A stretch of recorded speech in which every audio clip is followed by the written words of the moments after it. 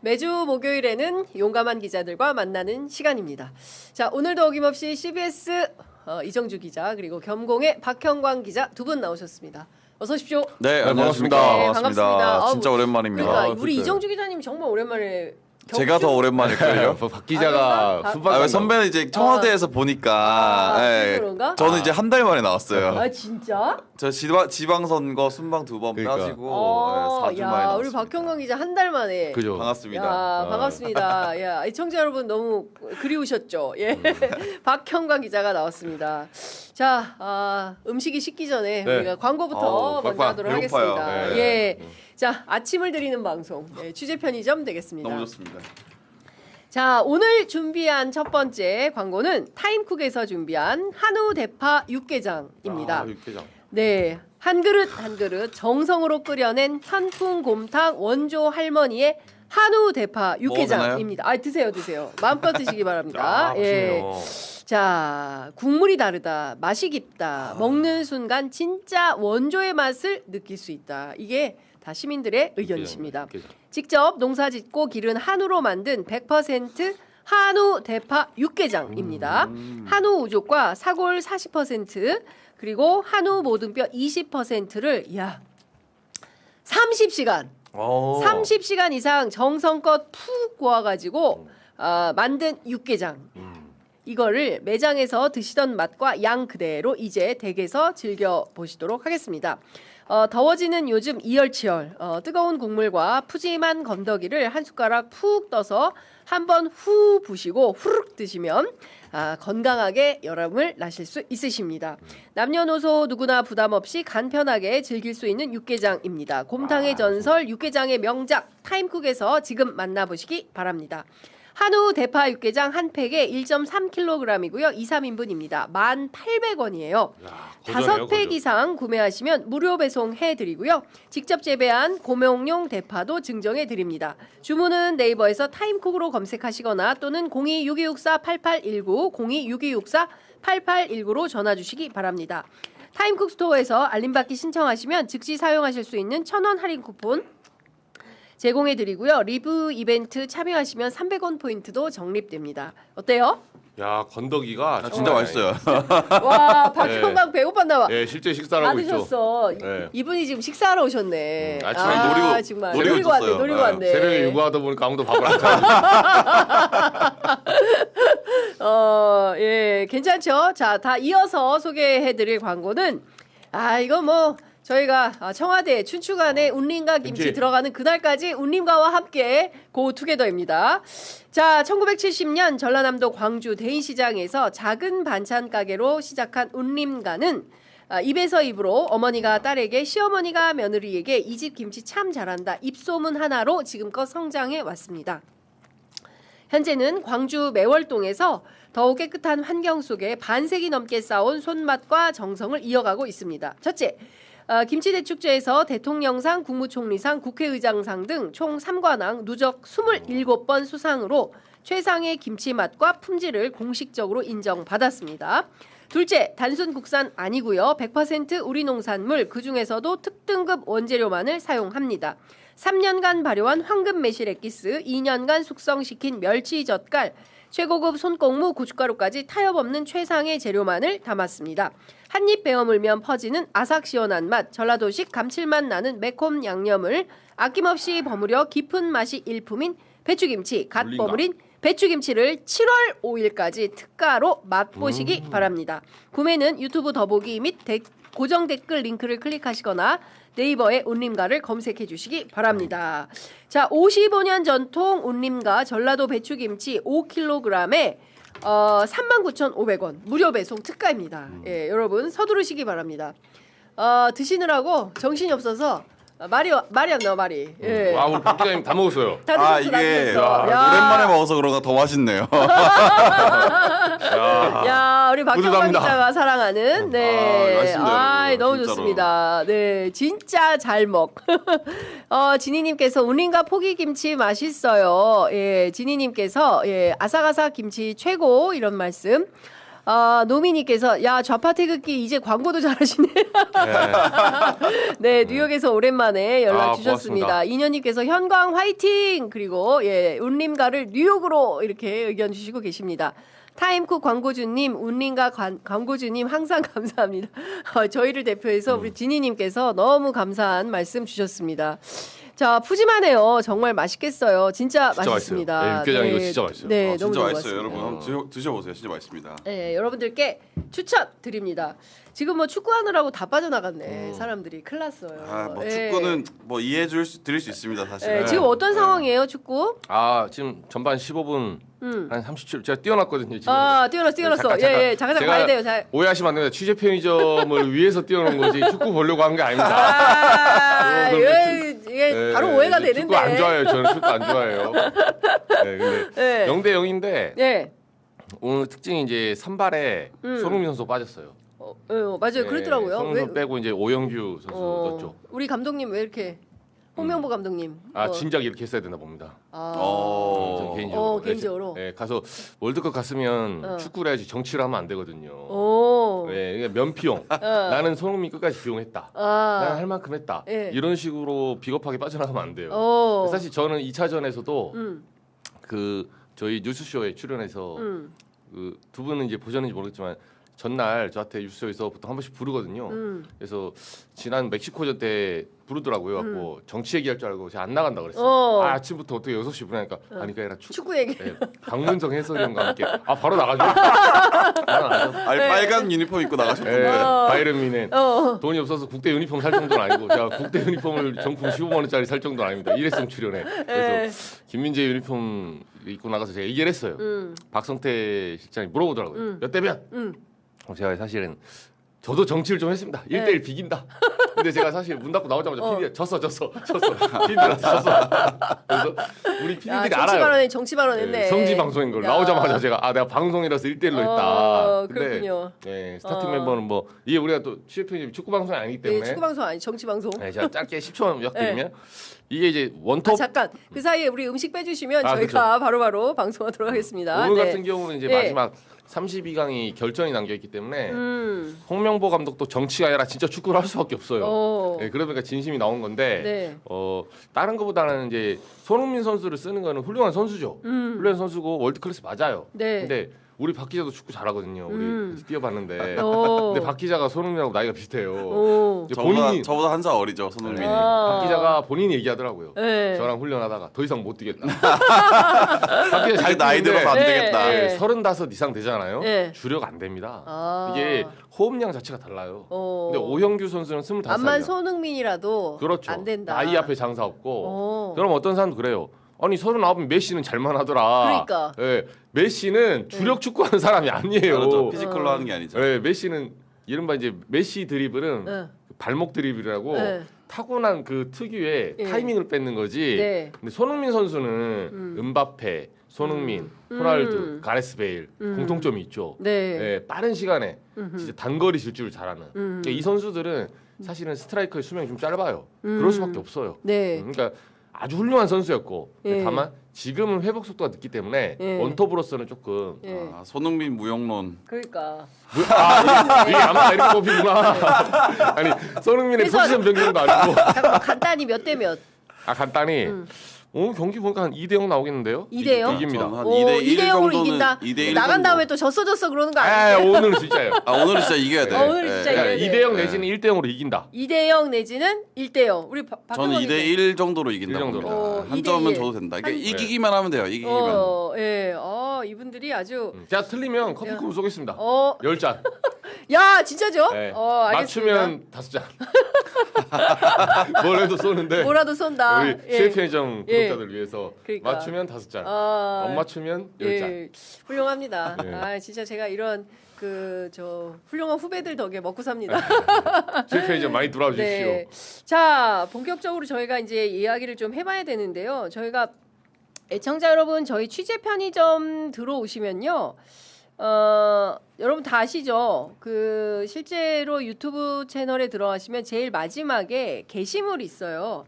게시물에 들어가면 저희가 구글 드라이브로 해서 어떤 걸 걸어 놓았냐면 2025년부터 2026년 5월, 2025년 1월부터 2026년 5월까지 유튜브 정부 광고 집행 세부 내역을 저희가 올려놨습니다. 이것은 이제 협찬 광고와 관련된 내용인데요. 요거는 저희가 어제 국회 과방위 전반기 국회에서 여당 간사셨던 더불어민주당 김현 의원실을 통해서 단독 입수를 했습니다. 그래서 여기 들어가 보면 광고 집행 내역이 정말 많이 있어요. 저희가 A4 용지로 쭉 정리를 해보니까 전체가 모두 A4 18쪽이고요. 집행된 것은 모두 908건입니다. 908건이고 그리고 실제로 너무너무 다양해서 다 이제 소개를 하나하나 좀 해드려야 될 것 같은데 저희 그 작가님들이 아마 두 분께도 미리 이 자료를 드렸을 겁니다. 최근에 제가 방송하는데 댓글창에 정보 광고 얼마 받았어? 너 정보 광고 얼마 받은 거야? 계속 그런 댓글이 올라와요. 그래서 저는 처음에 아니 언론사가 정보 광고하는 게 뭐가 문제여서 이런 말씀을 하시지? 그래서 잘 이해를 못했는데 어제도 이상구님이 이런 질문을 저희한테 해주셨어요.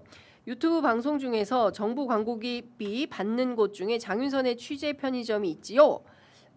방송 내용이 이를 확인시켜준다는 생각이 드네요. 뭐 이런 글을 남겼습니다. 그러니까 그 어제 또 그 겸공에 누구죠 저기 우리 봉지욱 기자, 봉지욱 기자가 이제 그 최근에 정부 광고비 집행 내역이 어떻게 되는지를 본인이 이제 살펴봤더니 전체 316억 원이고 그 중에서 김어준 뉴스공장, 매불쇼, 이동영 TV, 박시영 TV, 고발 뉴스는 집행 내역이 없고 다만 확인된 정치 시사 관련 채널은 장르만 여의도가 3,630만 원, 여의도 정보맨이 1,375만 원, 그리고 장윤선의 취재 편의점은 묶음 광고 한 건 포함 개별 배분액 확인 불가 이렇게 써놨어요.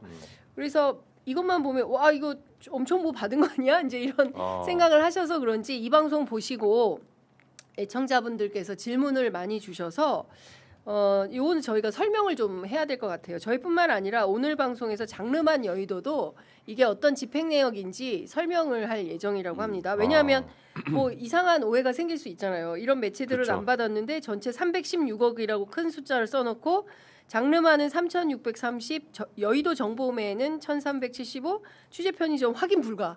이러니까 무슨 오해나 억측을 나올 수 있어서 제가 설명을 좀 드리려고 합니다. 저희 취재 편의점 애청자분들 매일 보시는 분들은 너무나 잘 아시겠지만 저희 취재 편의점은 문광부에 등록되어 있는 인터넷 언론사입니다. 뭐 그것은 뭐 겸공도 마찬가지인 그쵸. 것이고요. 그래서 지난 4월 22일부터 5월 15일까지 창업진흥원으로부터 광고를 수주해서 집행한 바가 있습니다. 뭐 봉지욱 기자 뭐 묶음 광고 한 건 이렇게 되어 있는데요. 이 묶음 광고는 뭐냐면 저희뿐만 아니라 모두 12개의 그 프로그램들이 이 광고를 함께 받은 거예요. 어떤 매체들이냐? 안델 과학, 언리얼, 사이언스, 긱불, 시골주의 도시생활, 드로우 앤드류, MMTG 문명특급, 내 얘기, 어피티, 세상연구소, 데일리 어썸, 지식한상, 그리고 3프로TV, 그리고 저희 취재편이죠. 모두 12개 매체고요. AI 시대 창업국가로의 전환. 그러니까 이재명 정부에서 밀고 있는 것이 이제 더 이상 휴먼 로봇과 경쟁하는 시대에 취직 이런 거 쉽지 않으니 창업 국가로 가야 된다. 모두의 창업. 이걸 강조한 바 있지 않습니까? 최근에 뭐 해킹 사고로 논란을 겪고 있긴 합니다만 저희들이 이제 이렇게 바이럴을 적극적으로 해서 6만 명이 넘는 시민들께서 아이디어를 내고 이 사업에 적극 결합을 했었다. 저희들로서는 상당히 자부심을 갖고 있는 그런 광고였고 제가 실패해도 좋아. 이 광고의 모토가 너무나 마음에 든다 해서 제가 이걸 목청껏 여러분들 광고했던 거 기억하시죠? 한성숙 장관도 인터뷰하고 그 내용입니다. 그래서 12개사에 모두 집행된 광고 총액은 1억 8,700만 원이고요. 수수료는 1,870만 원입니다. 이거를 12분의 1로 나누면 대략 1,500만 원 선이 돼요. 근데 모든 매체가 똑같이 1,500만 원이다 이렇게 할 수는 없어요. 왜냐하면 이 각가의 회사들이 얼마를 받았는지 저도 모르고 그리고 이 회사들에게 어떤 집행이 있었는지는 모르겠지만 하여간 n분의 1로 나누면 이런 수준이다라는 말씀을 좀 드리겠습니다. 핵심은 언론사가 광고 수주한 것이고 이것을 이렇게 반분해서 비교하면 마치 이제 특정 매체는 광고를 못 받고 특정 매체는 광고를 수주한 것처럼 비교가 될 수 있어서 그거는 사실이 아니다라는 점을 좀 말씀드리고요. 제가 말이 길어서 죄송한데 또 하나 저희가 그 제작진들께 제가 부탁드려서 만든 자료가 하나 있는데요. 거기에 뭐냐면 지금 뭐 대체로 보면 언론사들이에요. KBS 계열이 19.9억, 매일신문 여기 뭐 보수 매체죠.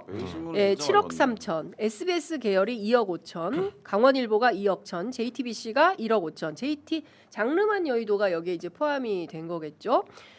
그리고 경기일보가 1억 4,600, 인천일보가 1억 3,200, YTN 계열이 2억, 영남일보가 9,400, 서울신문이 6,100만 원, 그다음에 연합뉴스 이런 수준입니다. MBC 계열 이렇게 되어 있고요. 이게 뭐 21위까지 순위를 나눠볼 수 있고 제일 많이 받은 것은 KBS K-팝입니다. 8억 4천 정도 되고요. 매일신문 아까 말씀하신 대로 7억 3천. KBS N스포츠가 2억 4천 이렇게 쭉 되어 있습니다. 그리고 뭐 저희 데이터를 쭉 보시면 될 것 같고요.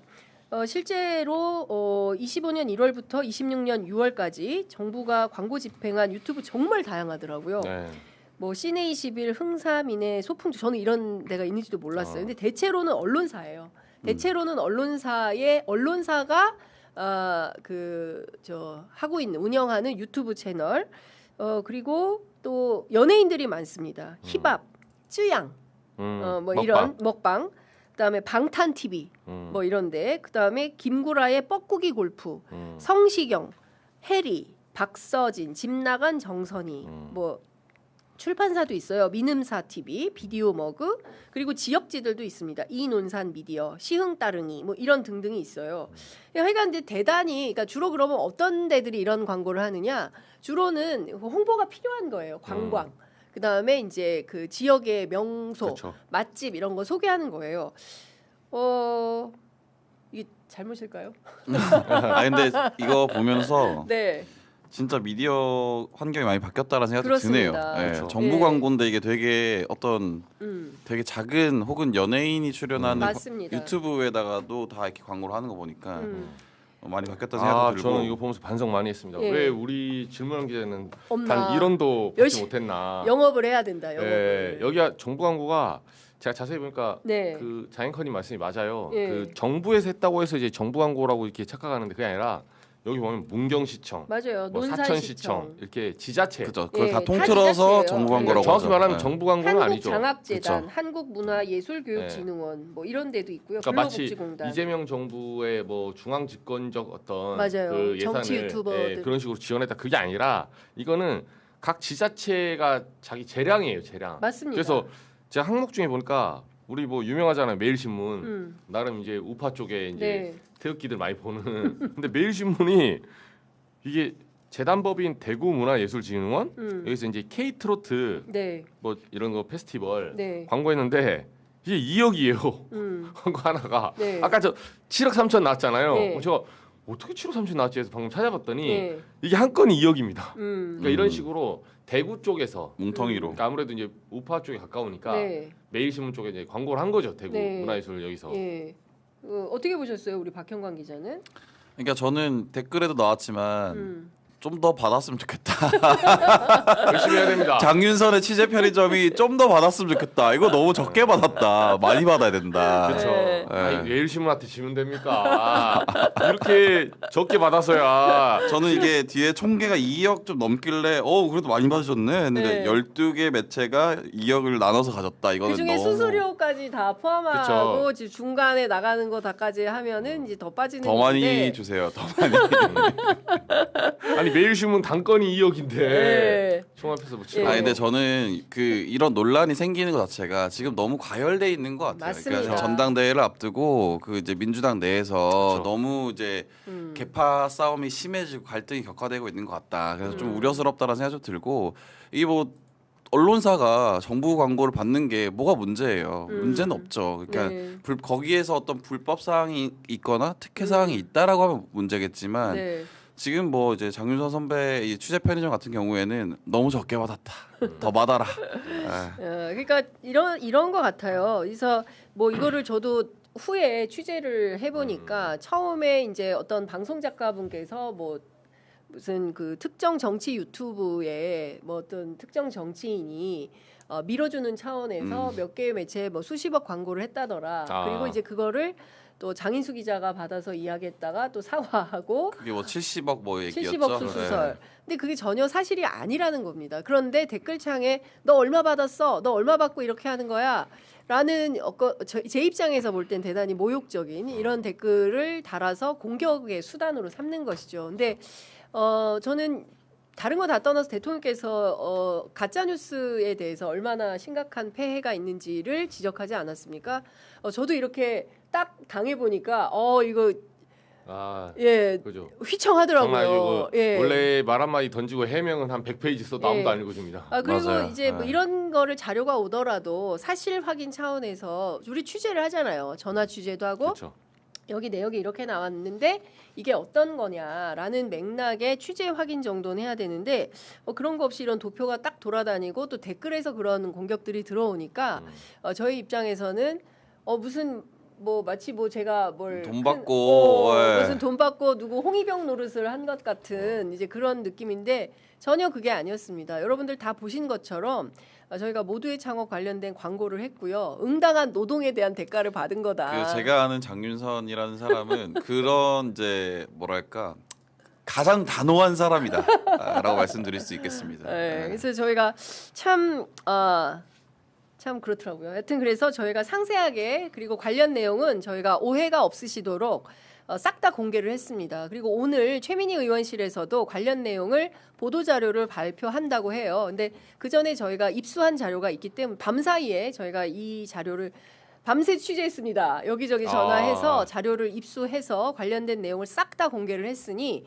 저희 취재 편의점 채널에 오셔서 게시물에 들어가시면 어느 회사에 누가 얼마를 어떻게 받았구나, 언제부터 언제까지 광고를 했구나, 이것을 집행한 기관은 정부 기관은 어디구나라는 걸 확인하실 수 있습니다. 그러니까 지금 뭐 정치권에서 떠도는 그런 내용은 확실한 가짜 뉴스이니까 여러분들 착오 없으시기 바라는 차원에서 정리해 드렸습니다. 근데 이거 자료를 보면 재밌네요, 좀. 재밌어요. 네, 이거 분석해야 돼요. 우리 맞아요. 언론이 분석해볼 되게 필요가 재밌네요. 있어요. 네. 어느 지자체를 공략해야 될지. 내가 이거 아이템 있으면 우리도, 누구한테 말해야 되나, 보고 배워야 된다. 네. 영업을 어디다 해야 되나 이런 걸 다 알 수 있어요. 유튜브들이 이렇게 먹고 살고 있구나. 정말 아침에 일어나자 얼리버드가 한다고 그렇지. 우리가 넉넉히 이렇게 축구 논평하고 뭐 유튜브 나가서 그렇습니다. 정치 논평할 때 얘네는 이렇게 먹고 살고 있구나. 벌칙 그만하자. 그리고 JTBC 기자들 제가 이제 전화로 확인을 했는데 오늘 이제 관련된 내용을 발표하는데 본인들도 몰랐대요. 우리가 이런 정부 광고를 받고 받았어. 있는지 그래서 영업팀에서 다 하는 거니까. 그러니까 기자들은 전혀 알 수가 없죠. 그쵸. 근데 저는 제가 대표로 있기 때문에 관련 내용을 아는 거고 현장 기자들이 광고 CBS 광고 알아요? 모를 걸? 모르죠. 경공 광고 전혀 알아요? 모르죠, 전혀 저는. 모르죠. 네. 그래서 확인을 해봤더니 언론진흥재단을 통해서 직접 취재를 한 거예요. JTBC 그 장르만 여의도 팀 기자들이 그랬더니 작년에 지자체 경기도청에서 지자체 한 건이 있더라. 그래서 추후에 확인했는데 본인들도 겸공 기사 보고 알았다고 얘기를 하더라고요. 그래서 이렇게 취재를 해서 확인을 한 거다. 그리고 오해 없이 확인하시면 좋겠다. 덧붙여서 더 많이 주시면 감사하겠다. 그러니까 많이 주십시오. 라는 말씀도 좀 드리겠습니다. 그러니까 어디 그 지역 축제 보니까 문화 뭐 예술 맞아요. 특히 그게 트로트. 많아요. 예. 예. 편의점도 어떻게 트로트라도 하나 그 짤막하게 한 말미에 뭐 주말 특집에서 개설해야 이게 광고가 될 것 같은데요. 이정주가 할래? 제가 한번 고민해 어떻게 보겠습니다. 축구에 이어서 트로트까지 한번. 조금 장르가 다르긴 한데 저 말고 다른 사람은 이게 그러니까. 노래는 다른 사람 또 섭외를 해야 되니까. 진행 위주로. 네. 알겠습니다. 대단히 고맙습니다. 이렇게 함께 해주셔서 늘 감사드립니다. 자, 오늘 한성숙 총리 후보자 인사청문회가 있어요. 그 증인이 한 명도 없던데 민주당에서 싹 다 거절해서 한 명도 없는 인청 이게 말이 되느냐라고 오늘 경향신문이 사설로 비판을 했던데 어떻게 보세요? 그러니까 한성숙 청문회 지금 사실 원구성 전에 청문회 구성하는 것부터가 뭐 약간 여야 간의 갈등이 좀 있었어요. 일단은 그 청문회 그러니까 청문회 준비단 이제 들어가기 전에 국민의힘 입장에서는 법사위를 좀 내주라 일단 원구성. 그러니까 전혀 다른 문제죠. 네. 다른 문제 이제 패키지로 좀 압박을 한 게 있었어요. 네. 그러면 이제 청문회 구성도 예를 들면 협조도 하고 같이 서로 이제 밸런스를 좀 맞춰주겠다. 그리고 네. 청문회에서 서로 뭐 증인 싸움하는 거는 뭐 변가지 상사입니다. 매번 있었던 얘기인데 네. 한성숙 총리 이 문제가 그 지난번에 김민석 총리 이후에 채택을 한 명도 안 하는 거는 그러니까 경향신문 사설도 저는 일리가 있다고 봐요. 그러니까 물론 이 사안과 관련 없는 그러니까 지금 네이버로 공격하려고 하는 거고 네. 당장 국민의힘에서 논평이 뭐 어떻게 나오냐면 네이버, 성남 FC 예전에 성남 FC 이재명 성남지사 경기지사 시절에 성남시장 시절에 그 지금 대장동 비롯해서 네. 후원에서 걸려 있는 네. 그래서 이재명 대통령이 현재 재판을 받고 있고 그것 때문에 공소 취소 이런 문제 때문에 곤혹을 겪고 있는 이걸 연결시키려고 그래 다. 그래서 정점식 원내대표인가 입장문 보니까 뭐 나오잖아요. 네이버는 검색 기능 회사가 아니다. 그런 단순한 뭐 인터넷 검색 회사가 아니다. 저는 단순한 검색 회사로 쓰고 있어요. 근데 나도 그런데. 네.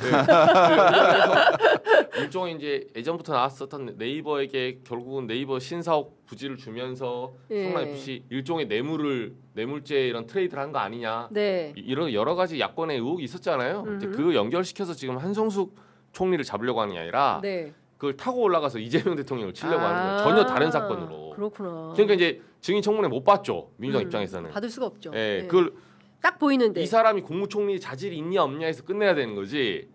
뭐 정쟁으로서는 또 야당에서는 그렇게 하고 싶겠죠. 근데 본인이 하고 싶은 거랑 청문회 어느 선을 지키는 건 좀 다른 얘기예요. 근데 그걸 이제 쭉 타고 들어온 게 이제 눈에 보이니까 민주당은 이거 단칼에 이제 친 거죠, 당연히. 네. 지금 현재 뭐 그런 상황이에요. 근데 민주당이 잘했다는 건 아니고 그렇다고 해서 국민의힘이 지금 정말 정직하게 이 사안에 관련된 인사검증에 대한 증인과 참고인만 신청했느냐 네. 의도가 그렇지는 않다. 네. 겉으로는 그렇게 말하죠. 근데 네. 보여요. 딱 보면 예. 이게 타점이 어디인지를 거기서 이제 좀 비롯된 거다. 그렇군요. 저희는 한성숙 총리 인사청문회 얘기를 하고 있는데 댓글창에는 광고 얘기를 계속 도배질이 아, 되고 있는 것 같습니다. 여하튼 그게 중요한 건 아닌 것 같으니까 너무 그렇게 거기에 골몰하지 마시고 저희 하는 얘기에 집중을 해주시면 좋을 것 같습니다. 요즘에 방송을 출연해서 댓글을 보면은 어떤 얘기를 하든 딴 얘기예요. 댓글은 다른 얘기예요. 아 모르겠고 남아공 원리법. 여러분 요새 뭐 예. 박성재가요. 예. 25년 그래서 지금 몇 25강이야, 대면이야? 32강이야. 거의 그런 분위기다. 네. 알겠습니다. 자, 그리고 민주당 얘기를 좀 해봐야 될 것 같은데요. 어제 정청래 대표가 대표직을 사퇴를 했습니다.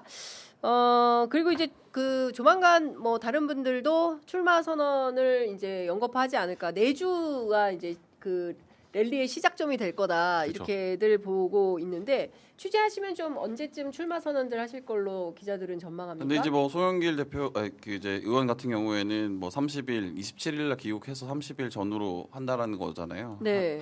하고 이제 사실 뭐 지금 언제 공식화하는 거는 크게 중요하지 않다. 이미 랠리에 들어갔고 그리고 오늘도 뭐 전북에 내일인가요? 전북에 그 오늘 간다는 거예요. 오늘이죠. 네. 정청래. 네, 정청래, 김민석 다 같이 김민석. 간다라는 네. 거잖아요. 그러니까 사실 지금부터 전당대회는 시작됐다라고 기자들은 인식을 하고 있고, 근데 이제 누가 될 것이냐 이 부분에 대해서 다들 추측을 해보는데 기자들도 진짜 모르겠다라는 얘기가 너무 많이 해요. 네, 서로. 누가 될지 모르겠다. 네, 왜냐하면 사실 어떻게 보면은 지금 뭐 그 친청계, 친명계 뭐 이렇게 나눠져 있는데. 과거 같았으면 당연히 그 어떻게 대통령의 어떤 영향력 아래에 있는 후보가 당연히 된다라고 얘기를 할 수 있는데 지금은 그 의원들이 잘 아직까지 안 움직이고 있다. 네, 아직까지 중립적인 위치를 지키고 있는 의원들이 너무 많아서 이 의원들이 움직이는 거 봐야 기자들이 사실은 좀 그 어떤 방향성을 가지는지 결과가 어떻게 될지 대충 짐작을 하거든요. 네. 근데 아직 의원들이 움직이지 않고 있다 내부에서 네, 그런 판단을 하고 있습니다. 그러니까.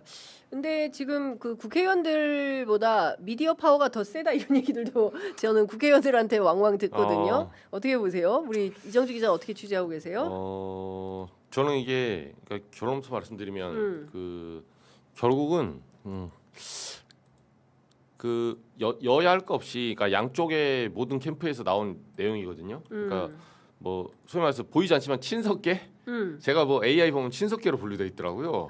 그렇다면서요. 이상하게 찌라시로 구교영 기자하고 둘이 친석계를 아무도 그 구교영 기자는 모르겠어요. 근데 저는 몇 번 방송에서 말했는데 제가 샤라웃까지 해야 됩니까? 저는 김민석 총리 별로 안 좋아합니다. 왜? 우리 인터뷰 킬 시켰거든. 아 인터뷰 안 했어요. 계엄 때 인터뷰 사실 우리는 그거예요. 인터뷰를 기준으로 판단해. 그죠? 제가 뭐 솔직히 제가 저보고 협량하다면 제가 인정할게요. 저 협량한 놈이에요. 인터뷰 그 신청했는데 거절당하면 참 그렇지. 다른 메이저 잘 나가시고 우리 그러니까 다른 방송 좀 나가시고 하던데 유튜브도 저희 방송만 뭐 한 번도 안 나왔어요? 한 번도 안 나왔어요. 아 국회의원 시절에? 그거 진짜. 그러니까 계엄 때 계엄 때. 계엄 한차 하고 있어요. 2025년에 그래서 계엄을 먼저 예견한 분이잖아요. 그렇죠. 그래서 한번 모시려고 했는데 뭐 일정이 안 맞다 뭐 어쩌다 이런 이유가 있었지만 어쨌든 안 나왔습니다. 네. 제가 몇 차례 트라이 했는데 좀 섭섭함이 있어요, 솔직히. 근데 이교회 요청하세요. 공개 근데 요청. 이제는 삐져서 별로 하고 싶지 않아요. 지금 부르면 신석기 될 거 아닙니까? 오히려. 그러네. 왜요? 부르려면 그 전에 불렀어야지. 이제 못 부르게 됐네 친석계라서. 오히려. 이제는 부르면 저도 마음 상한 마당에 괜히 김민석 총리 불러가지고 무슨 제가 그런 독박을 씁니까? 그러면 정청래 대표 불러야 되겠다. 정청래 대표 괜찮죠. 그러나 질문지는 7대 3으로 간다. 7대 3. 혹시 보실 수 있는 건 7이고, 원래 다 그렇게 하니까 3 정도는 저한테 재량을 주시라. 저도 물어볼 게 많다. 그럼요. 저는 정청래 대표 좋아해요. 좋아하는데 그 기사는 3에서 다 나오겠군요. 그렇죠. 제목은 3에서 나오는 거지. 고스피 5천 때 왜 합당 발표하셨냐. 그러니까. 이게 첫 질문입니다. 뭐 예측 못했다고 하시겠지만, 근데 전반적으로 그 약간 이제 전당대회가 일종의 이제 보면 내전이잖아요. 성격으로 보면 내전이에요. 가장 취약할 시기고 전통적으로 이제 미국이 그런 말 하잖아요. 이제 그 소위 말해 제국의 역사니까 미국이 전 세계를 지배하고 있는 나라인데 미국의 대선 기간에는 전쟁을 펼치지 않습니다. 왜냐하면 그게 내부 권력 시프트 기간이라서 가장 그 제국이 취약할 시간이에요. 마찬가지로 확전 안 하는 것처럼 내부 전쟁은 권력 시프트 필요하죠. 내부 당권 경쟁 필요하고 내부에서 세수를 새 부대에 담는 과정이 꼭 필요합니다. 그 과정은 내부에서도 권력이 고인물이 되면 부패하거든요. 근데 그거는 선을 지켜야 돼요. 사실 외부에 있는 여야 간의 정쟁이라는 거는 어떻게 보면 끝도 없거든요. 그래서 뭐 소위 말해서 나중에 고소고발건까지 하고 폭로도 하고 하는 건데 내부에서 전당대회 이렇게 하는 게 굉장히 어려워요, 사실은. 제가 뭐 이게 비근한 예일지 모르지만 최근에 있었던 그래서 평택을 선거 보세요. 결국은 그것도 결국 내부 전쟁이었거든요. 김영남 후보와 조국 대표 간에 네거티브를 자제해야 된다는 그 우려는 그래서 나온 거였어요.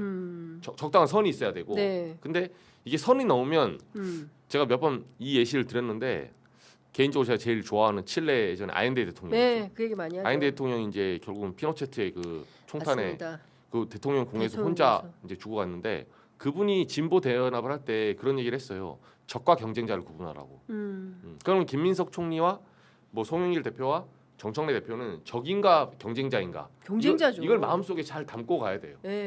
그럼 내가 경쟁자로서 할 수 있는 공격, 경쟁자로서 이 사람의 필요한 검증, 거기서 멈춰야 되는 거예요, 사실. 그건 어쩔 수가 없어요. 그러니까 멈추기 싫으면 안 멈춰도 되는데 그러면 결과적으로 MB 박근혜 꼴 납니다.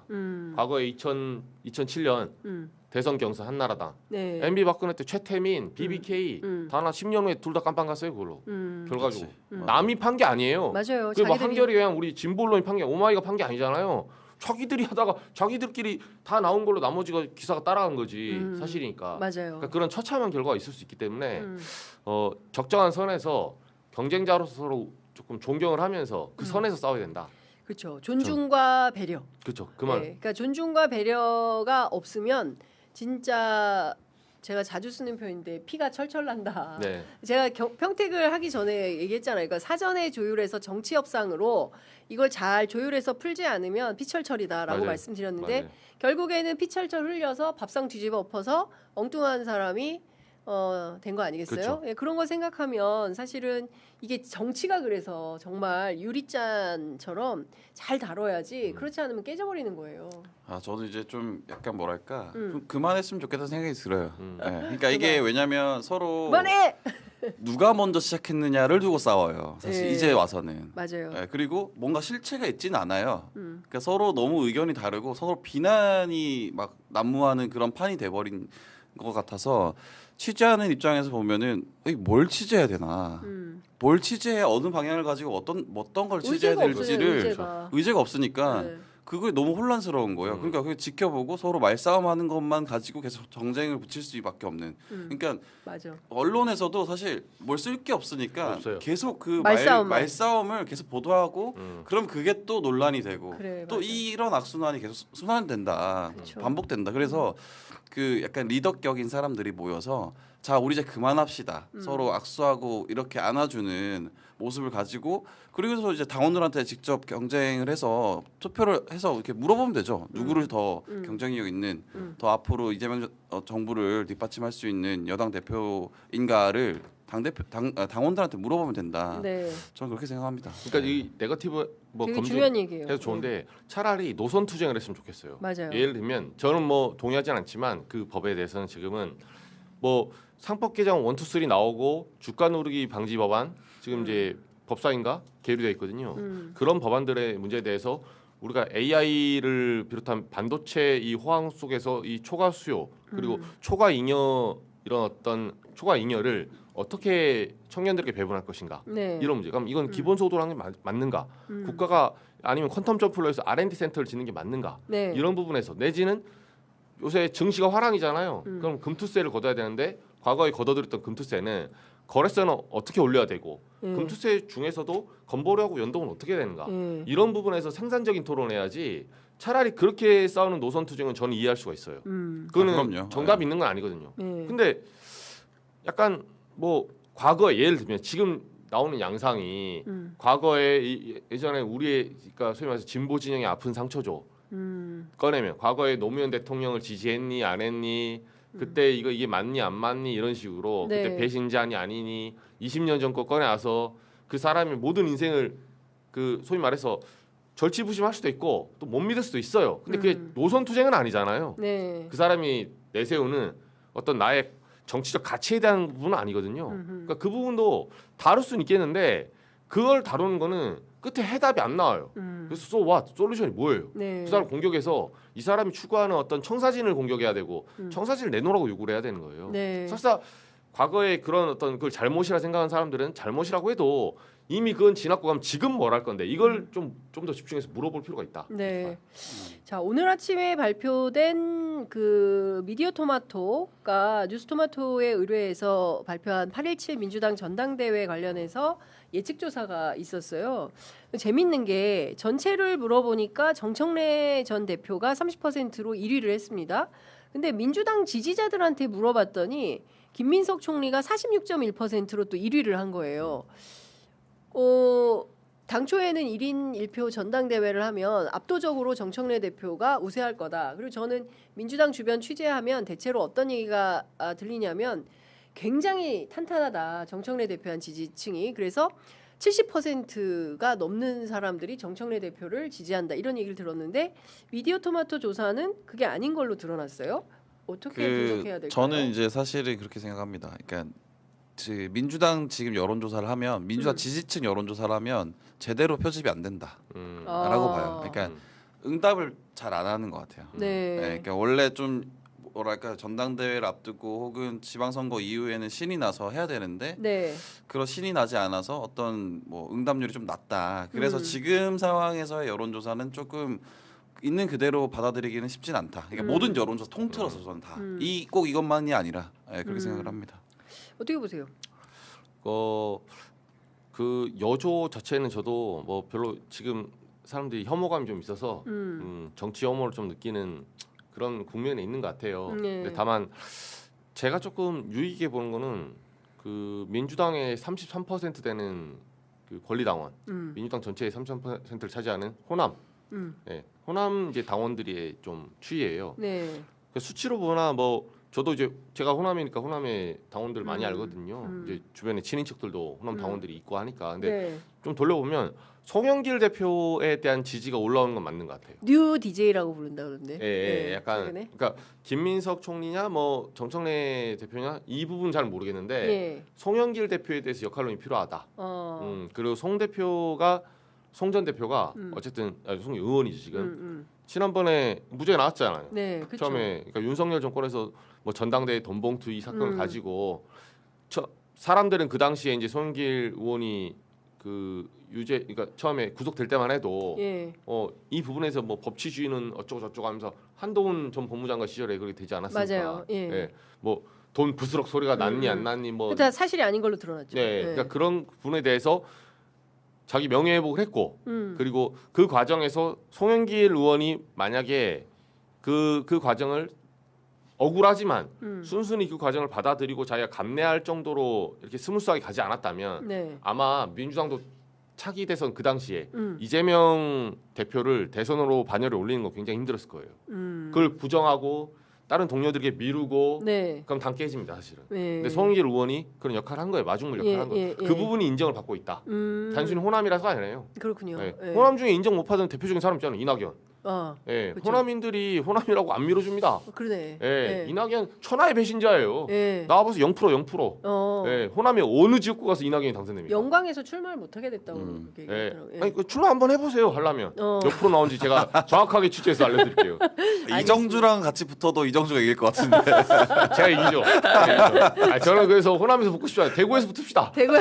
제가 서로 같이 무소속으로. 네, 무소속으로. 예, 저도 대구에서? 저는 이낙연 이길 자신 있어요. 솔직히. 이낙연 이길 자신. 제가 아무리 좌파 태극기 태극기를 저 좋아하거든요. 제가 한동훈 다운 게시판 제가 원조 하니까 저 그러니까. 대구에서 표좀 있어요. 대구에서 이낙연과 한판 승부. 태극기들이 적어도 너는 진실을 파헤치는 놈이다. 그렇지. 제가 태극기에서 제가 광고 받았어요? 네. 태극기가 저한테 뭐 유튜브 광고 한번 해주니까 네. 하나도 안 해줘요. 네. 그러나 내돈내산.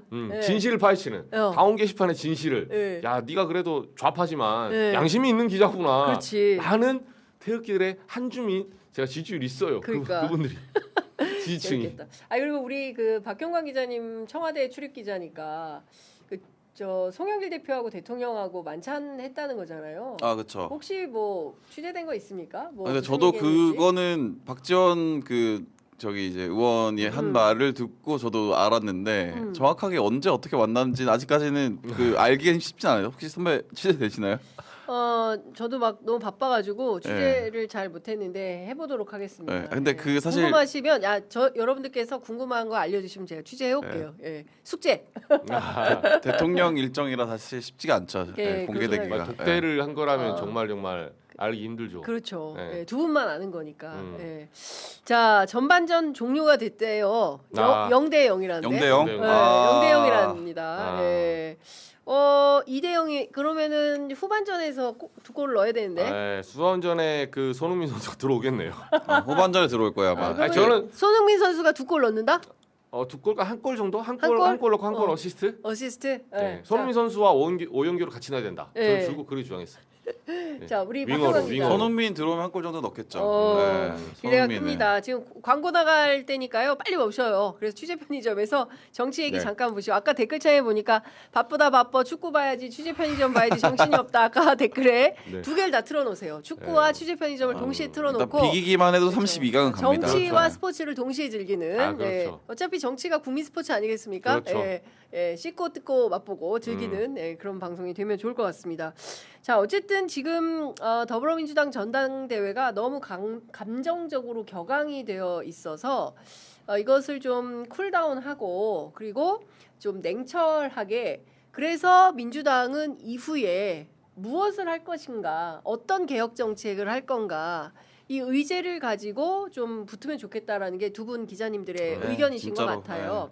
근데 그 중에서 제일 뜨거운 의제 중에 하나가 검찰 개혁인가라는 그렇죠. 생각이 좀 드는데 검찰 개혁, 보안 수사권 그거밖에 없나? 아니면 어제 그 관훈 클럽 초청에 응한 김용범 실장이 이야기한 여러 가지 의제들, 특히 이제 청년, 부동산, 민생, 환율 뭐 이런 얘기들이 더 중요한가? 그런 것들을 다 해야 되는 건 아닌가 민주당이? 그러니까 여러 의제들을 다 같이 복합적으로 다뤄야 되는 게 정당의 기능과 역할 아닌가 싶은데 어떻게 보세요, 이정수 기자님? 저는 한마디로 말하면 그 우려되는 게 하나 있어요. 그 정당은 정권을 찬탈하기 위한 결사체거든요. 네. 그러니까 정권을 찬탈한 거는 결국은 행정부를 찬탈하겠다는 거예요. 행정부를 내가 결국은 행정부를 그 정당에서 소위 말해서 장악하고 수뇌부를 그 행정 기능 그게 뭐 법률이든 의료든 보건이든 교육이든 이 서비스 공공 서비스 여기에 대해서 자신의 청사진을 그리고 사람들에게 선택을 받는 기관이에요. 근데 그렇게 봤을 때 한마디로 말하면 당이 내세우는 그 어떤 실제 우선순위 의제와 대중들 일반 민심이 생각하는 중요도가 있는 우선순위 그 우선순위 중요도의 의제 이게 미스매치 나잖아요. 정당 사라집니다. 사라집니다. 그렇게 하면 왜냐하면 아니 그 국민의힘이 그런 짓 잘하잖아요. 지금 과거에 보면 네. 아니 윤석열 옛날에 8.15 때 갑자기 야 이거 자유주의 기치가 중요하다. 실용 결국 실용은 이념이다. 이념이 우선돼야 자유주의다 하면서 홍범도 당시에 이제 전 장군 왔던 거 뭐 그 홍범도 상이었죠. 네. 육사에 있던 거. 육사에 네, 있던 네. 거. 네. 그 상부터 시작해서 여러 논란이 있었죠. 뭐 치워야 된다, 어찌해야 된다. 이상한 이념 논쟁을 시작을 해요. 사람들은 그런 거 별로 관심 없었어요. 민생은 그때 아니 윤석열 때 코스피 막 2,500, 2,700 바닥을 찍고 있었잖아요. 네. 그 당시에 이제 고금리긴 했지만 고금리 여파 때문에 그러니까 서울 비롯해서 전국에 집값이 급진 하락하고 있었고 급전직하였는데 이걸 또 정책 자금으로 풀어서 또 다시 붐업시킵니다. 그러니까 또 냉탕 온탕의 부작용이 나오기 시작하고 네. 윤석열 정책이 과학기술 R&D 한다고 R&D 빼버리고 자금 빼고 이제 그렇게 엉망진창 정책을 하다 보니까 현장에서는 실제 민생 정치 그리고 대중들이 봤을 때는 윤석열의 우선순위가 도대체 뭐지? 라는 물음표가 온 거예요. 네. 거기서 무너진 게 지지율이에요, 사실은. 근데 지금 민주당이 제가 굉장히 우려되는 생각하는 게 보안 사건, 검찰 개혁 중요하죠. 중요도가 있습니다. 근데 적어도 제가 취재한 바로는 우선순위 의제의 우선순위로 봤을 때 보안 사건이 1번이다. 절대 그렇지 않아요. 일반 대중들한테 물어보세요. 당원들에게 우선순위에 당원들에게 1번일 수 있죠. 네. 근데 검찰 개혁을 마무리하는 게 우선순위에 한 3번째, 4번째 좋아요. 많이 양보해서 한 5번째 여기까지 갈 수 있다고 칩시다. 근데 절대 1번은 아니에요. 길 가는 사람 자꾸 아무나 물어봐요. 네. 오히려 1번은 전월세 폭등, 전월세 지금 문제나 기금 문제, 그러니까. 내지는 지금 코스피 9천 시대가 가져온 어떤 명암이 있죠. 빛과 그늘인데 대통령이 말씀하셨잖아요. 이 부분 통해서 시드가 많은 사람이 자본이 또 자본을 버는 그러니까. 이런 현상이 일어나고 있는 거예요. 그러니까 양극화가 발생하고 있죠.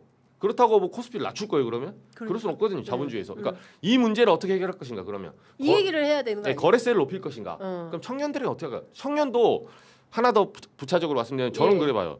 청년도 그러니까 정부에서는 그런 캐치프레이즈 쓸 수 있는데 저는 좀 다르게 봅니다. 청년이라고 무조건 지원해 주냐? 아니 아버지가 50억 자산가야. 아버지가 삼성 이재용 회장이야. 그런 청년들을 왜 지원해 줘야 되나요? 아니, 물론 청년이긴 하죠. 근데 그거 국가가 지원 안 해줘도 잘 먹고 잘 살아요.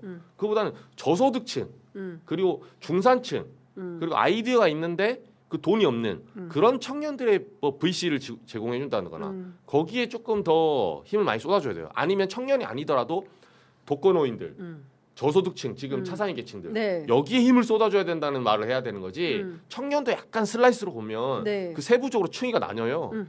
그리고 최근에 자산이 직업이나 노동소득보다 자산을 번다고 네. 부모가 훨씬 더 자산을 많이 갖고 있잖아요. 네. 그게 그대로 세습됩니다. 그리고 글로벌 스탠다드에 맞춘다고 해서 상속세가 지금 완화되고 있는 그 과정이 맞거든요. 네. 그 부분도 필요해요. 저는 과거의 액수가 아니라 이제 상속세 좀 상한을 높여서 완화해야 된다. 동의합니다. 동의하는데 그 글로벌 스탠다드에 맞추다는 상속세 완화시키자는 법안을 낸 사람 중에 차상위 계층에 대해서는 물려받을 게 없는 사람들에 대해서는 어떤 대책을 내야 된다. 이걸 같이 법안 내는 사람 한 명도 본 적이 없어요. 저는. 이거 진짜 뭔가 정교한 정책이 필요한 때다. 그러니까 청년 퉁쳐서 얼마 지원해줘. 그렇죠. 뭐 이렇게 뭐 똑같이 다 해줘. 이게 아니라 좀 구체적으로, 그러니까 훨씬 더 과거보다는 복잡해진 거죠. 복잡해졌죠. 정책을 집행하는 데 있어서 이제 그런 게 필요한데 지금은 그런 게 없는 거 아니냐. 특히 이제 그 방금 전에도 이제 최한수 교수하고 우리가 분석을 했지만 집값은 그냥 뭐라 해야 됩니까? 계속 치솟고 천정부지로 천정부지로 오르고 그 전월세도 마찬가지고 그리고 거래도 많지 않아서 이거를 어떻게 해법을 낼지 그야말로 뭐 닥치고 공급 이렇게 말씀하셨는데 지금 당장 들어가도 한 몇 년 걸리는 거 아니겠어요? 그러니까 이런 측면에서 보면 해야 될 정책 과제 이게 사실은 다 개혁 과제거든요. 그렇죠. 예, 개혁 과제를 정부가 다 힘으로 안 되니 당이 또 밀어주고 뭐 이렇게 해야 되는 측면 그래야 개혁을 밀어갈 수 있는데 그게 아니라 자기들끼리 계속 싸우니까 의제가 없고 계속 겉도는 이런 상황이 되는 것 같습니다. 그러니까 보안소관 가지고 우리 알지만 간담회 법사위에 몇 번 했냐고요. 올해 3월에 마지막에 통과되기 직전에 김용민 의원하고 몇몇 분들 했죠. 말해가지고 또 갈아엎었잖아요. 근데 저는 그 당시가 제일 어처구니 없었어요. 그때 편의점 나와서 얘기했는데 제가 한번 아니 이게 작년부터 생각하면 진짜 열 수십 번 회의를 했다니까요. 할 만큼 했어요. 쟁점 네. 다 나왔고. 네. 그러면 둘 중에 하나예요. 그때 말씀드렸지만 대통령은 보안소건을 청정지대 100% 없애지 않으면 대통령은 99를 얘기하고 있어요. 1%는 남겨두자. 그리고 정청래 대표는 100% 올리자는 거 아닙니까? 네. 양쪽 주장이 뭐가 맞을지 몰라요. 미래는 모르는 거니까. 그러면 1%를 남기자는 이재명 대통령의 말과 100% 완전히 밀어버리자는 정청래 현재 대표의 말 충돌하는 건데 알 수 없으면 양쪽 다 룸을 열어뒀거든요. 그럼 한번 해보고 안 되면 그 다음에 수정을 하자. 네. 이 얘기를 하는 거예요. 그러면 1% 남기고 먼저 한번 해볼 것인지 정청래 대표 말대로 보안소건 전면 폐지해서 한번 가볼 것인지 선후의 문제가 된 거예요. 이제는. 그러면 저는 제가 개인적으로 주장하건데 선후의 문제라면 국정의 책임자고 이 지지율 여파를 모든 욕과 칭찬 다 그걸 나중에 후과를 받아야 되는 사람은 대통령 아니냐. 그러면 이재명 대통령이 선후니까 먼저 대통령 편 들어주는 게 왜 그렇게 어렵냐라고 저는 주장을 했었는데 그거조차도 뭐 김민석 총리 비롯해서 다른 사람 의견이 또 다르다면 아니 정청래 대표 쪽으로 갈 수도 있습니다. 갈 수도 먼저 해보고 또 수정할 때 나중에 이거 아니네요. 너무 현장에 혼란이 많네요. 그럼 6개월이든 1년이든 해보고 이걸 수정해야 되는데 다만 그건 있죠. 그 과정에서 피해자가 발생할 수 있거든요. 그 부분에 대해서는 정치적 책임을 져야 돼요. 네. 저는 오히려 이런 게 의제로 떠오르면 좋겠어요. 그러니까 그런 거를 나는 이렇게 생각해. 그럼 나를 선택하면 난 이렇게 할 거야. 그러니까 아예 뭐 보안 수사권 싹 밀어버릴 거야. 아니면 여지를 남겨둘 거야. 네. 이런 노선을 정해놓고 그 선택 받으면 좋을 것 같아요. 그러니까 네. 그런 네. 걸 하면 좋은데 지금 아예 그런 것조차 얘기가 나오지 않으니까 참 문제다. 네. 그러니까 참 제가 보기에는 그 중요한 포인트는 지금 해야 될 것은 이제 정책 발굴이고 어떻게 하면 조금 더 고통받고 어려운 처지와 조건에 있는 그런 그런 분들의 삶의 질을 높일 것이냐 이제 거기에 포커스가 좀 맞춰져야 되는데 너무 답답하다라는 네. 말씀을 좀 드려야 될 근데 것 뭐 같습니다. 국민의힘도 비슷합니다 요즘에. 그러니까 국민의힘도 국민의힘도 비슷하고. 거기는 뭐 갑자기 원래 정책 의제가 없어요. 재선거라는 의제가 재선거. 잘 걸렸다. 그래서 이제 장동민 대표 그러니까 네. 저는 그게 너무 속상한 것 같아요. 네. 그러니까 왜냐하면 국민의힘은 아무런 의제가 없는 상황인데 그리고 없은 지 굉장히 오래된 상황인데도 지금 그냥 가만히 있어도 지지율이 오르잖아요. 그렇죠. 그러니까 저는 그게 참 아이러니다. 그래서 네. 민주당 정신 차려야 된다. 그렇죠. 민주당이 정신 차려야 되는 네. 겁니다. 아니 다 떠나서 내란 정당보다 이게 자존심이 걸린 거 아니에요? 민주당의 당원이나 지지자분들이 야 그래도 그렇지 어떻게 내란당보다 우리가 지지율이 더 떨어져? 그러니까 이거는 말입니다. 네. 이거는 축구만큼 참을 수 없는 거 아니에요? 아니, 거의- 한일전만큼? 네? 한일전 일본이면 일본은 실제 축구 잘해요. 그래서 평가보다는 제가 네. 봤을 때는 거의 미안하지만 저기 동남아, 인도네시아 뭐 이런 예선 탈락하는 네. 그런 그쪽 사람 원래 우리보다 축구를 못했었으니까 그 동남아 팀들한테 지금 지는 거예요, 사실은. 그러니까 이거는 그 말씀하신 대로 이거는 그 민주당 스스로 처절하게 이건 있을 수 없는 일이에요. 상식적으로 상식을 배반하는 네. 일이에요. 일단 그리고 저는 이재명 대통령 말씀하신 것처럼 나는 달라진 게 없다. 하던 일 계속 하고 있다. 그리고 계속 하고 있잖아요. 어제 이제 두 가지 의제를 던졌는데 모병제. 그러니까 우리가 징병제를 두 분 이제 군대 나오셨죠. 그렇죠. 저는 군대를 선택적 모병제. 군대를 안 나와가지고 저는 또 딸만 둘이에요. 아들이 없어요. 그래서 군대 문제가 이렇게 와닿질 않는데 아들 있는 엄마들은 하여간 군대 얘기 나오면 옛날에는 막 그랬는데 요새는 아들이 가면 돈을 벌어온대요. 요새 언론 많이 늘었죠. 예전에보다 이게 있어서 야 엄마 용돈 줄 테니까 너 그거 돈 모아. 그러면 얼마? 2천만 원? 3천만 원을 모아가지고 나온다는 거예요. 요즘 전역하면 보통 한 3,500 정도는 모은대요. 네. 와. 그래서 따로 그 적금 상품이 있다 그러더라고요. 네, 그래서 이제 야 아들이 돈 벌어와. 그래서 어머 그러니 딸들은 돈만 쓰는데 이제 이런 얘기를 하는데 하여튼 이제 군대 문제와 관련해서도 대통령이 또 의제를 던진 거예요. 그쵸. 선택적 모병제를 생각하고 있다. 이 부분에 대해서 그러면 우리가 오늘 적극적으로 토론을 해야 되는데 축구 때문에 11시 5분이 돼가지고 더 길게 이야기할 수는 없는데 두 분은 어떻게 생각하세요? 그 선택적 그러니까 모병제. 이런 의제도 민주당이 여당이 다뤄줘야 됩니다. 어제도 맞아요. 대통령이 좋은 의제를 던진 거예요. 그렇죠. 이게 하루 이틀 문제는 아니거든요. 맞아요. 예를 들면 뭐 유승민 전 의원 같은 경우 오늘 또 이제 반박 뭐 페이스북 올렸더라고요. 네. 저는 뭐 거기에 그게 동의하진 않는데 뭐 보면 군대 문제도 결국은 이제 징병제 속에서 유승민 의원은 이제 전 의원은 줄곧 했던 말이 그러니까 군 징병마저도 빈부격차에 의해서 삶이 소위 말해 선택이 된다는 이거예요. 결과적으로 말하면 그러니까 돈 있는 사람들은 안 가도 되니까 부잣집 아들은 안 가고 가난한 집 아들만 가라는 거야? 그 이제 그런 측면에서 그러면 이 징병제 국가에서 서로의 사회적 경험이 달라진다는 거죠. 생내적으로. 이제 그런 부분도 일리는 있습니다. 네. 일리는 있는데 그러면 뭐 유승민 전 의원한테는 그렇게 묻고 싶어요. 솔루션을 내세요. 그러면. 그러니까 어떻게 하자는 거예요? 그러면? 그럼 지금처럼 대안이 이렇게 뭐예요? 때려 박는 식으로 징병제에 수많은 사람들이 장병들이 가서 이 의무복무라는 소위 말해서 겉으로는 굉장히 여러분이 뭐 자랑스러운 대안에 권합니다 하면서 하루에 몇 명씩 자살합니까? 그 단체 생활하면서. 근데 미국은 왜 자살 그 확률이 낮아요 그렇게? 그게 직업군으로서의 기능적 역할이 있거든요. 네. 그만큼 자유를 주는 거예요. 요새 넷플릭스 참교육 유명하잖아요. 저 참교육 봤어요 네. 다. 네. 네.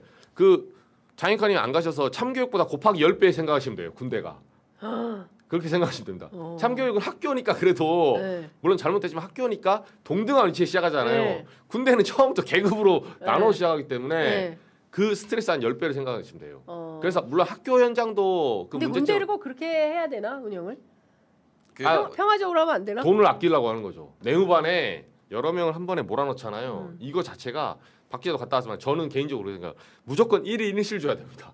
잠잘 때는. 군인을. 예, 그렇게 줘야지. 그러니까 카투사나 이런 데는 네. 2인 1실. 미군은 직업군이잖아요. 네. 의외로 사람이 낮에는 이렇게 같이 모여서 일하더라도 저녁에는 자유 시간을 줘야 돼요. 자기만의. 그렇지. 그게 아무리 좁아도. 네. 근데 내후반에 기본적으로 여러 명이 잠자고 있잖아요.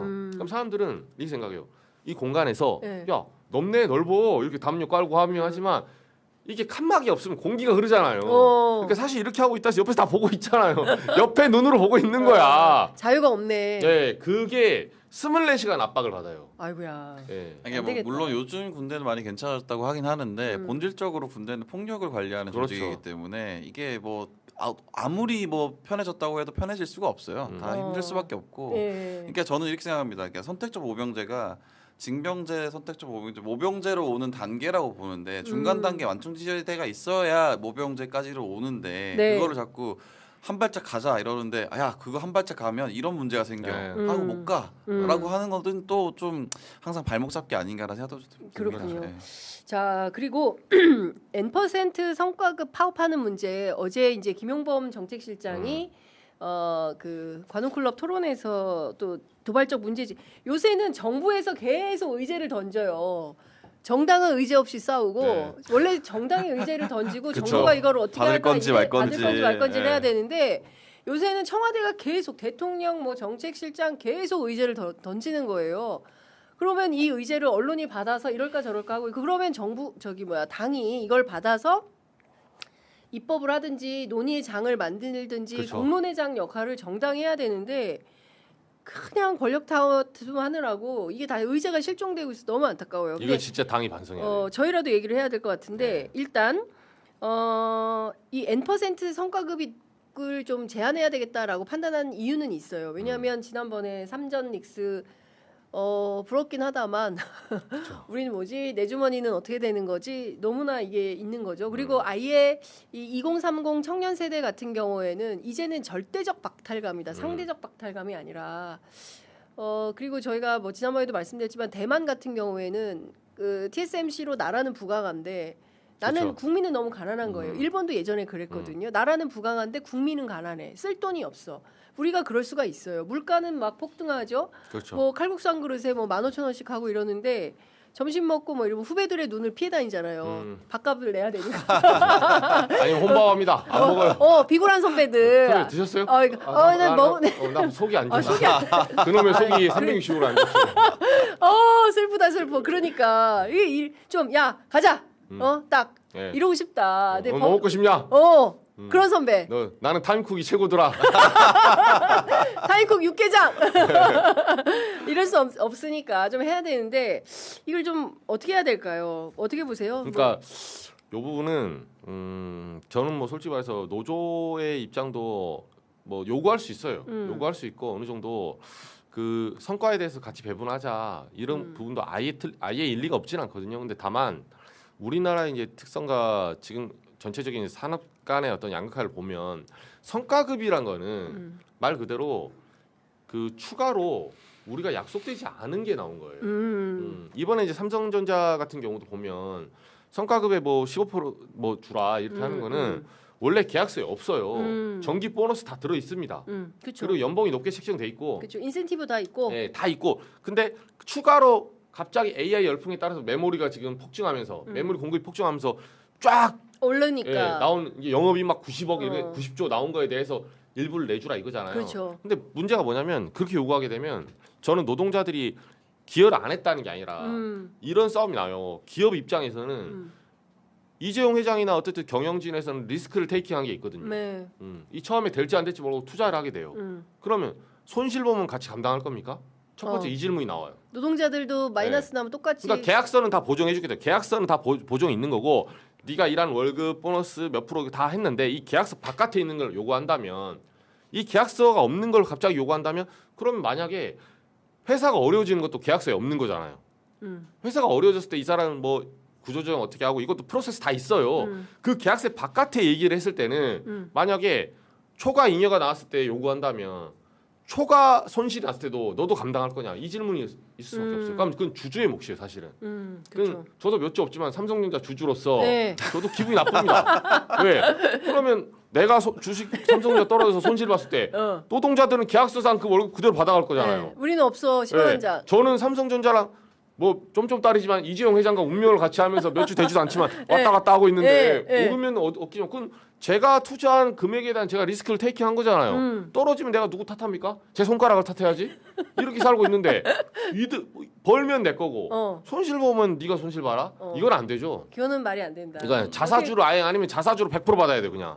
아예 처음부터 자사주 기업들이 있거든요. 그렇죠. 그걸 돈을 요구하지 말고 회사와 운명을 같이 하겠다. 그럼 애사심도 생기고 더 잘하려고 하고 네. 자사주로만 받으세요 그냥. 그건 제가 동의합니다. 그럼. 어떻게 생각하세요?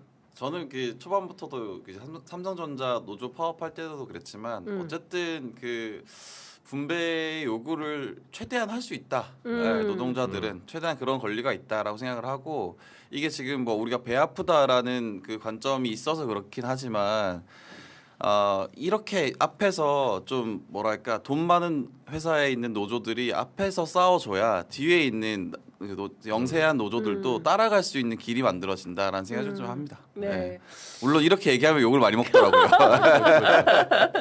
혹시 뭐 박경감 기자 알고 봤더니 삼성전자 임원 아니야? 곧 생산직에 이직할 거냐? 이제는 뭐 누나가 거기 다니냐 뭐 이런 거. 인신공격이 들어오겠지만 엄마 아빠가 임원 아니야? 막 이렇게. 저 말도 일리가 있어요. 네. 일리가 있어요. 자 시간이 다 돼서 이제 마무리를 해야 되는데요. 시간이 다 된 게 아니라 넘어도 한참 넘었네요. 그래도 이거는 꼭 좀 제가 다루고 싶어서 가지고 왔습니다. 어제 혹시 이재명 대통령 페이스북 메시지 보셨습니까? 그 세월호 네. 세월호 우리 생존자가 또 하늘의 별이 됐어요.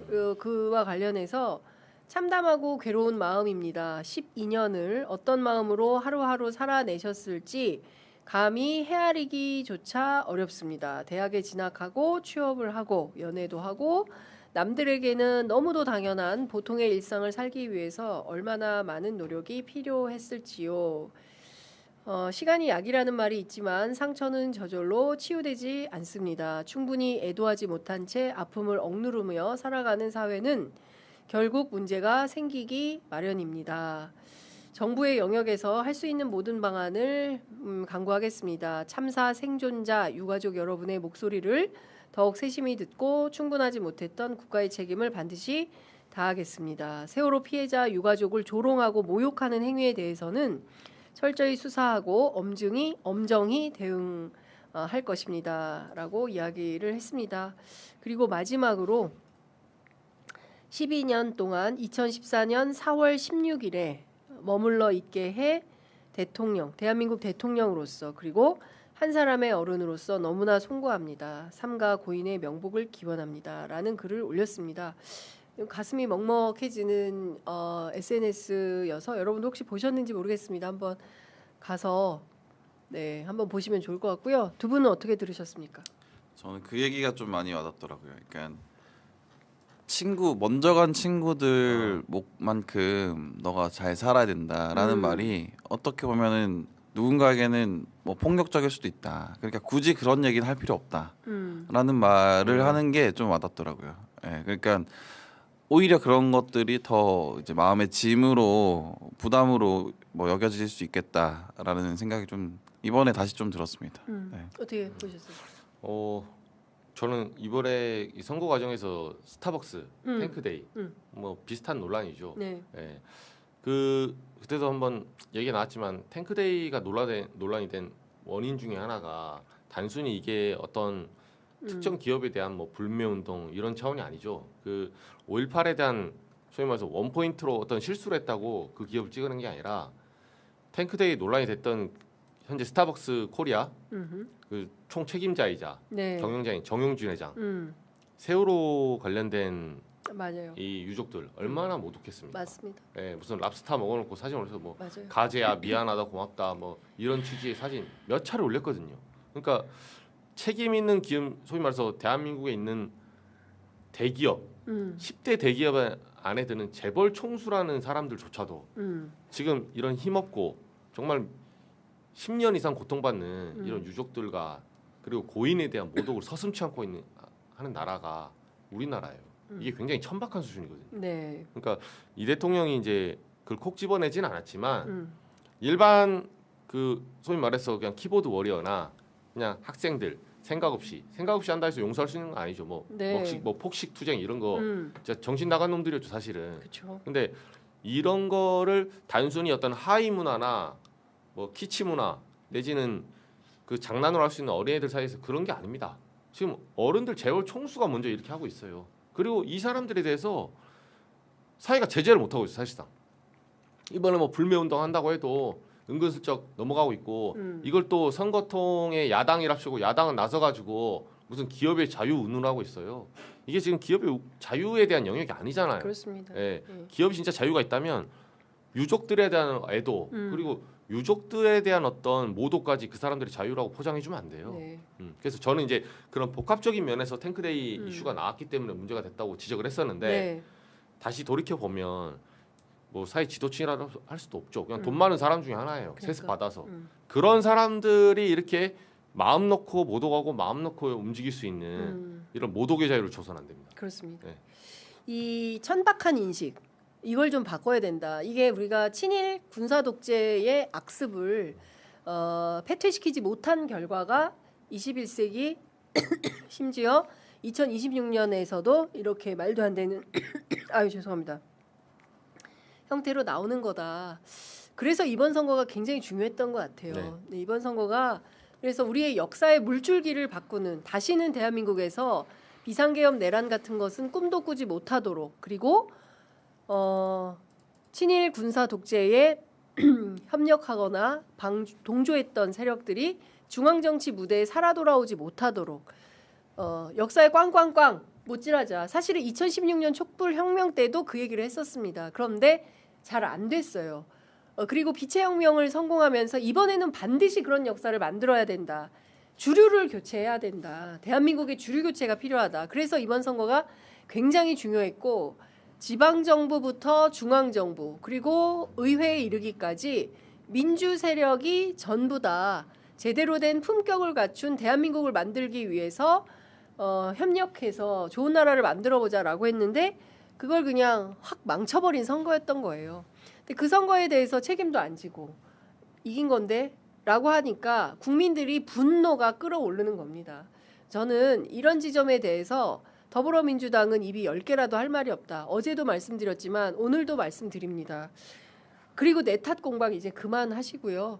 중요한 것은 오늘 두 기자님이 말씀하신 대로 의제 중심으로 정책 중심으로 국민들이 원하고 국익에 부합하는 정치가 무엇인지 처음부터 초심으로 돌아가서 12.3 비상계엄 터졌을 때 그때의 마음으로 돌아가서 다시 성찰하고 정치하시기 바란다라는 말씀을 좀 드리겠습니다.